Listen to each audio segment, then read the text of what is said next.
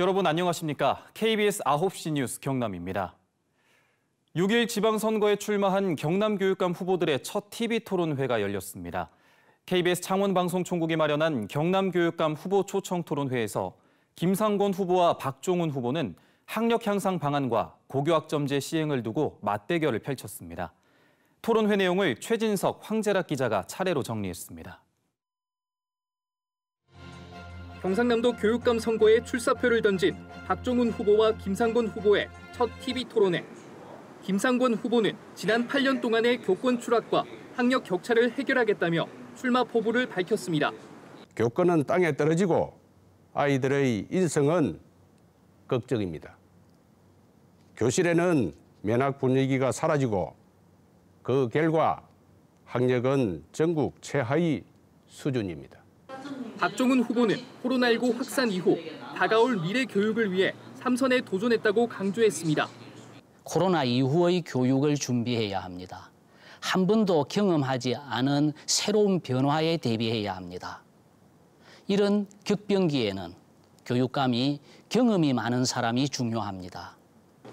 박종훈 후보는 경남의 학력이 떨어졌다는 김상곤 후보의 주장을 거짓이라고 지적했습니다.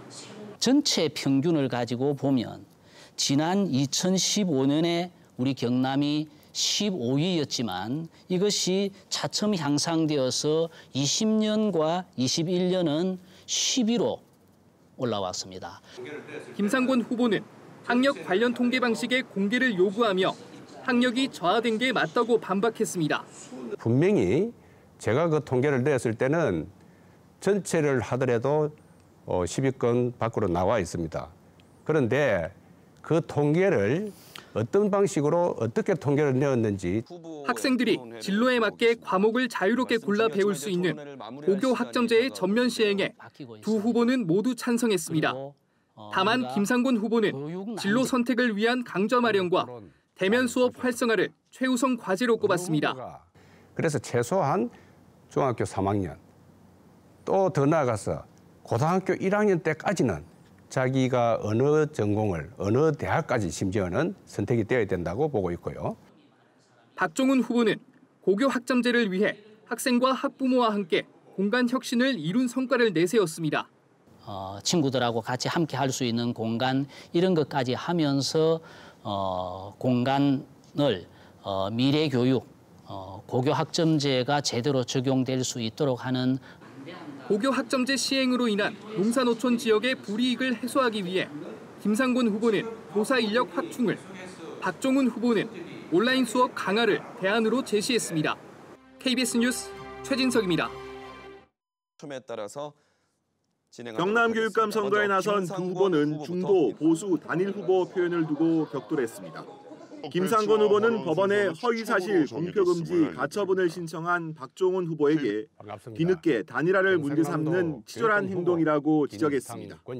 언제부터 우리 박종훈 교육감 후보가 중도 보수가 되었는지, 왜 중도 보수 후보를 표현을 사용하지 못하게 합니까? 김상곤 후보께서만 중도를 대표한다라고 입증된 사례가 없습니다. 저는 진보, 중도, 보수를 다 아우르는 박종훈 후보는 유치원 무상교육을 내세운 김상곤 후보의 공약이 현실성이 부족하다고 꼬집었습니다. 유치원을 실질적인 무상교육을 하겠다고 하면서 그게 돈이 어느 정도나 들고 하는 그런 데 대한 추계도 없이 그냥 질러버리고 마는 그렇게 해서 그냥 두루뭉술이하게. 박 후보께서 정말 WPC 건 천몇백억을 들여서 하는 것보다는 훨씬 작은 예산으로도 될 수 있다고 생각하고. 김상곤 후보는 경남의 원격 수업 프로그램인 아이톡톡과 스마트기기 보급 사업에 대해 예산 낭비 등을 문제 삼았습니다. 이 아이톡톡을 완성한다는 그런 명분 아래 지금 대만제 맞죠? 대만제 노트북 WPC를 지금 현재 전 학생들에게 배부하고 있고 10시가 되면 자동적으로 꺼지게 만들어져 있어서 이제 학생들이 학습 이외의 용도로 사용하는 것은 좀 제한을 했다가 나중에 가서 서서히 시간을 풀어줄. 두 후보는 양자 대결 구도 속에 날선 공방을 이어갔지만 저마다 경남교육의 미래를 책임질 적임자임을 강조했습니다. KBS 뉴스 황진학입니다. 6일 지방선거 후보 등록이 오늘 시작된 가운데 경남도지사 선거에는 더불어민주당 양문석, 국민의힘 박완수, 정의당 여영국, 통일한국당 최진석 후보가 등록했습니다. 경남도 교육감 선거에는 현재 박종훈, 김상곤 후보가 등록을 마쳤습니다. 후보 등록은 해당 선관위에서 내일 저녁 6시까지 진행되고 창원 의창에서는 국회의원 보궐선거 후보 등록도 동시에 진행되고 있습니다. 법원이 6일 지방선거 의령군수 국민의힘 공천 효력정지 가처분 신청을 받아들임에 따라 공천을 받았던 오태환 현 군수가 무소속 출마를 선언했습니다. 앞서 의령군수 예비후보였던 김정권 전 의원은 국민의힘 윤리 규정을 들어 성범죄 혐의로 재판 중인 오태환 군수의 자격을 문제 삼는 가처분 신청을 냈고 어제 서울 남부지법이 받아들였습니다.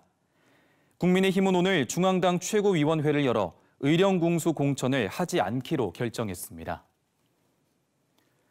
지리산 해발 1000m 이상 지대는 구상나무 같은 침엽수가 집단으로 말라 죽어 잿빛으로 변하고 있습니다. 기후변화가 원인으로 추정되지만 아직 명확한 연관성은 밝히지 못했는데요. 원인 규명을 위한 국내 첫 연구 거점 시설이 지리산에 마련됐습니다. 이형관 기자입니다. 지난해 해발 1915m, 지리산 천왕봉 일대 모습입니다. 사시사철 푸른 침엽수가 말라 죽어 하얀 가지만 앙상이 남았습니다. 마치 산불이 휩쓸고 간 듯 잿빛으로 변했습니다.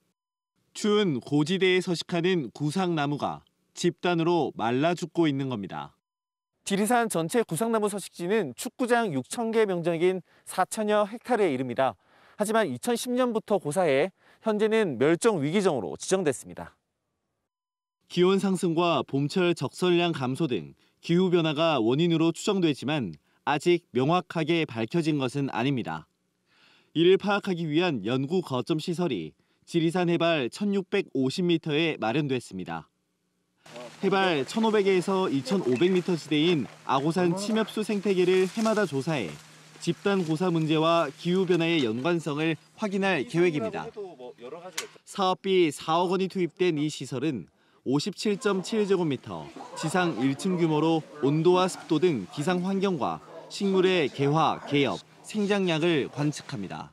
이런 기상 정보들을 통해서 구상나무가 어떠한 조건 속에서 살고 있는지를 연구하고자 하고 또한 기후변화에 따라서 이런 기상 조건들이 또 어떻게 변화해 나가는지를 관측하기 위한 데 목적이 있습니다. 국립공원공단은 지리산을 시작으로 설악산과 한라산 등 주요 국립공원은 물론 섬과 갯벌 지역에도 연구 거점 시설을 구축해 기후변화에 적극 대응할 계획입니다. KBS 뉴스 이영관입니다.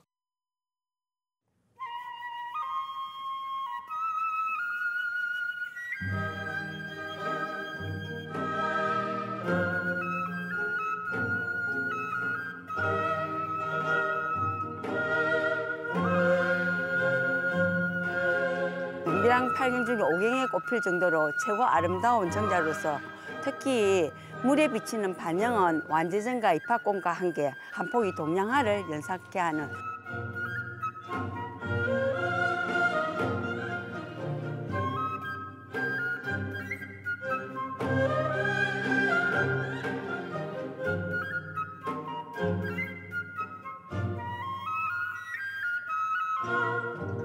이파나무는 흰쌀밥과 같다 하여 이밥나무라고 일명 이야기하고 이파때 24절기 중에 이파때 그래가지고 꽃이 핀다 하여 이파나무라고 이야기하는데 대체적으로 5월 초순에 오시면은 이파나무 꽃을 보실 수가 있을 것입니다.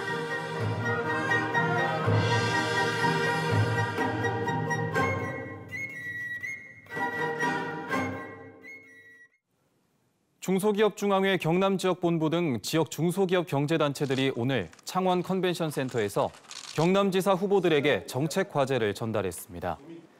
이들은 진해 국가산단 안에 소형 조선소 특화산업단지 조성과 지역 제품 구매 확대, 경남 중소기업 승계 활성화 지원 조례 제정 등을 건의했습니다.